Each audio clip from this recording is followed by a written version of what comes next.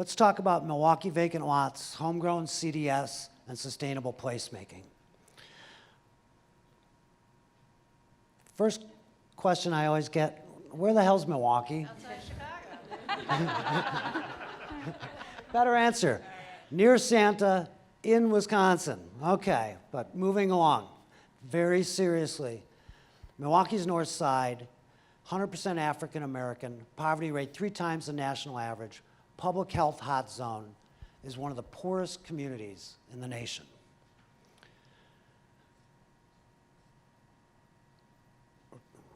Whoop, we're having a problem moving ahead here. It's not going. Okay. What you see here are typical vacant lots. Our project comprises 80% of the vacant lots on the city. You see reduced density, vacancy. You can't have a neighborhood if you don't have a neighbor. Our Partners for Places project right now, in real time, is building healthy, beautiful, high design spaces, doing placemaking in Milwaukee's toughest community. On Friday, we heard gunshots. At every site, we're stacking up multiple sustainable benefits. Fruit trees, berries. We're creating magnetic gathering spaces. Neighborhood at-risk adults are being hired at every site. We're building cisterns, rain gardens, rain sheds. And ultimately, we see a goal of having decreased crime and increased property values. So you're wondering, how is this all possible? Well, first, we have strong support from the city, and we have 16 major neighborhood partners. No park is designed or constructed without a significant neighborhood sponsor before we start. We have 5 funding partners showing their commitment to the neighborhood. Their funding pays for the planning, the design, and the construction of each of the parks. And we have 12 operational partners who help with the day-to-day design decisions as well as the construction. And ultimately, we have residents that take responsibility. They've helped with some of the installations, and they are responsible for the weeding and the watering for these parks and long-term ownership. So what are we doing in 20 months with $255,000? We are designing and building 6 pocket parks and 18 orchard parks. You'll see on the images, some of them are purely social, some of them have community gardens and fruit trees, and some of them have a combination of both. My students are working on this through a very inclusive design process. We go to the neighborhood, we work with them, we walk on site to see what are the constraints, what are the opportunities. We design with them, hands-on, workshop, and then we develop the site plan. We develop renderings to show what the place will look like and what types of events might occur in those spaces.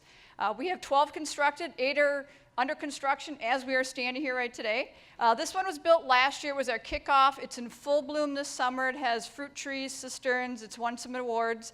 And Sunshine Park was just completed in July. It's along a major commercial corridor. It's changed the image of that corridor. It has sustainable aspects and community gathering. So our impact is being felt right now. It's changing the perception of these neighborhoods in the most vulnerable neighborhoods, really, of Milwaukee. Everything we've shown you is going to be built by next month. It's designed by students with residents working together, our future leaders. And in addition to the job creation, 17 current residents have been hired to work on this, access to healthy food. The neighborhood is looking at continued parcels, and the neighborhood is looking, or the city is looking at this as a model for future projects. And so Tim and I are very proud to be part of this effort that is changing the transformation of the image of the neighborhoods. Thank you. Thank you.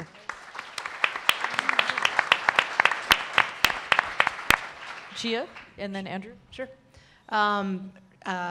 You know, in making places active and vibrant, usually density can be your friend. But I think you're working in a space where you don't have that kind of density that is that automatic vibrancy you might get if you're rehabbing, let's say, a commercial street. So how did you think through kind of that problem? And then in thinking of, you know, it's the long-term programming that's going to activate that space for the long term and get people to the spaces. How are you thinking about that and negotiating it? I think one of the keys was having a neighborhood sponsoring agency that essentially can coordinate activities at that site. Secondly, most of them are in very high visible areas, so they are going to be seen. We're going to have drive-by traffic. And then it's really about the follow-up programming and what activities. We've been having Zumba classes. There's been get out the vote rallies. We've had neighborhood groups have had block parties at our sites. So it's just really continuing that programming going forwards. Thanks. Did you think at all about using these interventions as ways to introduce new people to the neighborhoods? Or did you think of them primarily as serving the people who are there and? It was really primarily serving the neighborhoods that were there. And if you look at those designs, also, a lot of the parks were really designed for some of the elders in the neighborhood as opposed to building playgrounds. Enough people build playgrounds. The elders are really the bedrock of the community. They're the homeowners, and they're really the eyes and ears on these neighborhoods. So part of it was really an homage to them. I'd say the events are for the residents, but in some of the locations, it's for people passing through the neighborhood. It's changing their image of that area as well. Is that, you referred to one of the interventions as on a commercial corridor? Right. That would be an example of what you just talked about? Yes, yes. Okay. And we have multiple on commercial corridors. You do? Seems like you guys have a lot of sites. How is site selection handled? I'm also curious about how funding was handled. It seems like the amount of investment seems substantial in some of the spots, which is great. And how does that kind of move forward?